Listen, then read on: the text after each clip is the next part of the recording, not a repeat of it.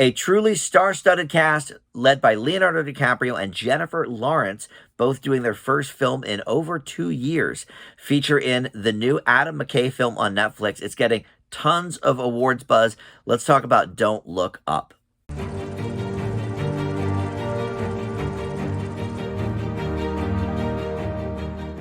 Hey guys, Dan here. This is Dan Reviews It. Welcome to my spoiler-free review for the new Netflix film Don't Look Up, written and directed by Oscar winner Adam McKay. And I mentioned a couple of these names for you. It's sitting at number 1 on Netflix streaming chart. And, you know, obviously a lot of buzz around the movie with Leo and Jennifer Lawrence both doing their first film in several years. But how about Meryl Streep, Cate Blanchett, Timothy Chalamet, Tyler Perry, Jonah Hill, Ariana Grande even is in this thing. Mark Rylance, Oscar winner. A lot of people in Don't Look Up, and so it makes sense. There's a lot of buzz around this movie, and it was also included last week in the American Film Institute's top 10 movies of the year list. So obviously a lot to talk about. Before we get into my review, though, I want to welcome you into Dan Reviews It. Thank you for finding this video and my channel. Would love to have you as a subscriber, so please think about hitting that subscribe button down there, or even the notification bell, too. Maybe get all my notifications when I do new movie and television reviews, which I do several a week. So if you love movies, if you love TV, definitely check those out. All right, let's get to this movie because this is an interesting one. It's already been nominated for many awards, including 4 Golden Globes, including Best Picture of the Year, Musical or Comedy. Leo, nominated for Best Actor, Musical or Comedy. Jennifer Lawrence, Actress, in the same category. And then Best Screenplay, it's been nominated for as well. It was part of AFI's top 10 of the year, like I said. But it's sitting right now at a 56% on Rotten Tomatoes. Well, that's interesting. So obviously there is a little bit of discrepancy here, a love-hate relationship, perhaps, with this movie. So, where does this reviewer fall? Let's find out. I will say up front, I am a bigger fan of Adam McKay when he's doing straight-ahead comedy. He's done a lot of the old Will Ferrell comedies, but even then, like, Anchorman is not among my favorites. I know a lot of people love Anchorman. Talladega Nights I do enjoy.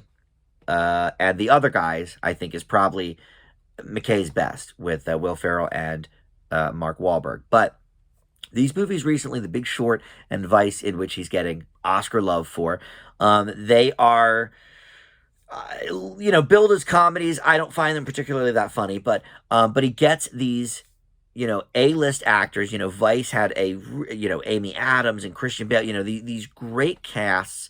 And even, Big Short had a lot of really great people. Christian Bale again, but Steve Carell, and I think Mark Ruffalo was part of that.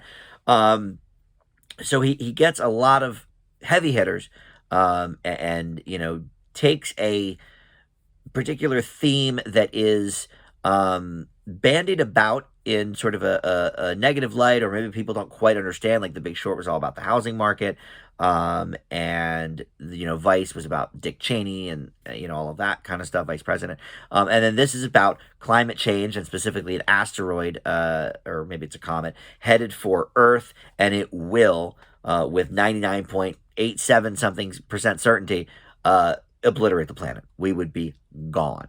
Right? So it's a little bit of Armageddon here in theme, or Deep Impact, whatever you want to call it.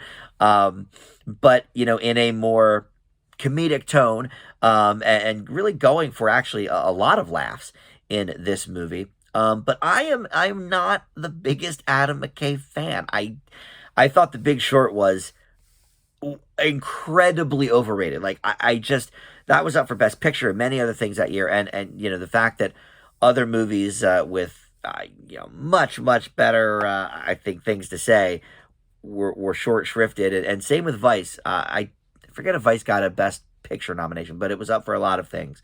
And this one looks to be a Best Picture contender, certainly with the Golden Globes love and the AFI top 10 list. But that 56% on Rotten is a little bit interesting, right? I fall more in the line of the negative reviewer on this, and here's why. So essentially, look, the cast is of course wonderful. Some of my favorite people are in here, but essentially, Cate DiBiase, who is played by Jennifer Lawrence, is this PhD candidate at Michigan State, and she discovers this, this object hurtling towards Earth. So her professor, Dr. Randall Mindy, who is Leonardo DiCaprio, calculates that this comet has about 6 months before it will impact Earth and indeed, obliterate all life on the planet. So they go to NASA and figure out, okay, where do we go from here? Who do we tell? So they go to the White House, and President Meryl Streep is there, and she just is blasé about the whole thing. Well, I don't really care. Midterm elections are coming up. It's going to look bad if we start talking about doomsday and all of that. So we're going to put this on the back burner. Her son is played by Jonah Hill, and he's like was he Secretary of Defense or something like that? Some, high-ranking official. And he agrees, says, oh, let's not do this. Cate Blanchett and Tyler Perry run this like TMZ sort of type talk show, like an Entertainment Tonight kind of thing, and they have them on to talk about this comet. And they sort of are making fun of it and poking fun at the two of them. And so nobody's taking this thing seriously, right? So Jennifer Lawrence, her character becomes a meme about the whole thing because she's so frustrated on the live show. She just yells and curses at everybody. So she becomes a meme and sort of, goes into seclusion. But anyway, I guess I don't want to get into too many more plot details because then we're talking more spoilers, I guess. But that's essentially the plot. Nobody cares that this comet is hurtling towards the Earth, and then about halfway through the movie, things change, and then there is a faction of people that care deeply, and a faction of people that say, no, screw the comet, forget you guys. So look, obviously we know what we're going for here. A lot of Trump era stuff, certainly with Meryl Streep's character hiring her own son to be, on the cabinet. And all the while, Mark Rylance's character plays the CEO of this major tech company. He's got these big old fake white teeth that actually do make me laugh. It's one of the comedic elements, I think, in the movie. But then he wants to get involved. Okay, well, how can we sponsor kind of this whole disaster? Whatever. And so this is a movie about obviously satirizing, people's inability to be serious in the face of, a pandemic per se. Obviously I think we're being a little bit, present with that sort of metaphor. And then just politics in general about, well, the people know what they need to know and what we say they need to know, and we're going to brush X, Y, and Z under the rug, even if it's better if people know it and whatever, looking the other way because it's not good for business, or it's not good for politics, or it's not good for my reelection, whatever, So, and the media, we don't care about this comet hurtling towards Earth. Let's talk about Ariana Grande's character, and who she's sleeping with. So I get it, but here are my issues with this movie. For one thing, it's not that funny. I get what they're going for, and some of the satirical elements do work. But the problem is, a lot of these people, although they are top-notch actors and actresses, are not really that funny. There's a reason Leonardo DiCaprio has never done a comedy really before this. Mostly drama, some action pictures. But, when's the last time you saw him in a gut-busting comedy? Probably never, right? Probably not since the last season of Growing Pains back in the day. He's not, and he's one of my favorite actors, God bless him, but he's not that adept at comedy.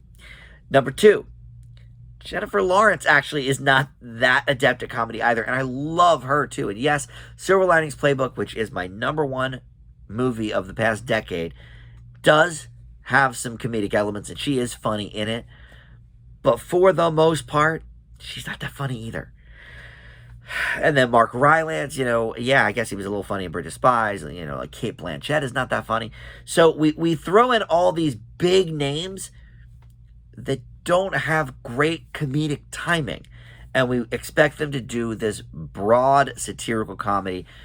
There's a big reason that Jonah Hill steals every single scene he's in, because he's hilarious in general and in this film, and especially compared to some of the other people. Jonah Hill and Mark Rylance, actually, every scene they're in, pretty much they steal, I have to say.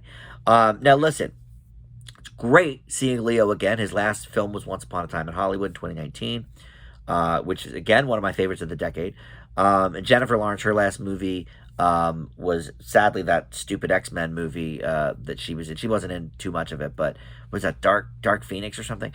That was her last one. So we're 2 years past on them.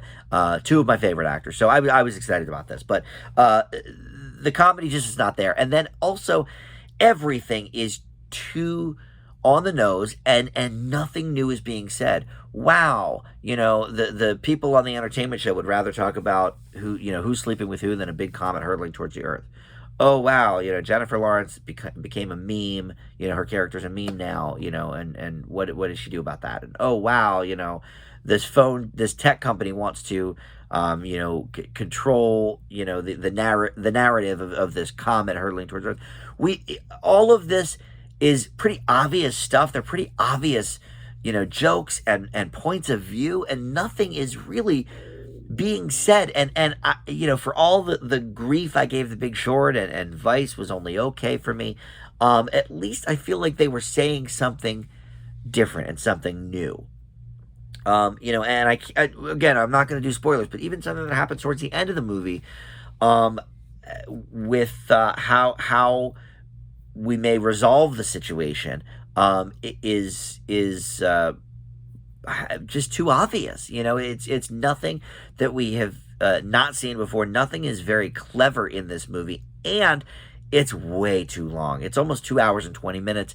I think it does not need to be longer than 2 hours. You cut a bunch of this out. In fact, the whole Timothée Chalamet side plot is almost irrelevant. And I won't even get into what his character is, but you could have lifted that, I think, out of the whole movie.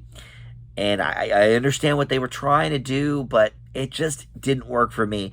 I'm not sure what it is about Adam McKay's films that just don't work that well for me, but I had such high hopes with this one, with this big cast. And just the idea of, like, okay, it's a satire about, the end of the world. Okay, well, that could certainly be funny.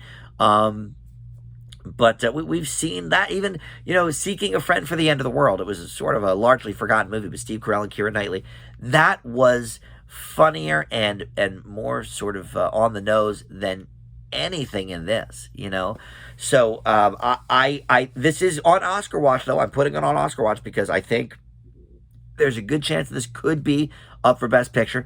I think Adam McKay will likely get another screenplay nomination here. Not sure about the actors, because I think it's a tough year to break into the top 5. But I think Leo has an outside shot here, and maybe for supporting actor Mark Rylance. I think those are the two best acting shots here. But I think it could be up for Best Picture. I really do, especially with the AFI nod and the Golden Globes nod. So, but for me, it was merely okay. I give this movie, Don't Look Up, a C+. If this gets nominated for Best Picture, I won't be surprised, but I won't be happy either. There's so many better movies that are just going to get swept under the rug. But yes, big names usually, and former Oscar. I mean, look at all the people in this movie that are former Oscar winners. Meryl Streep, Cate Blanchett, Leo, Jennifer Lawrence, Mark Rylance. Jonah Hill hasn't won yet, but he's been nominated a couple times. Timothée Chalamet has not won yet, but been nominated. So, like, this just has an Oscar written all over it, right? So we'll see. But anyway, thank you for watching, and we'll see you next time.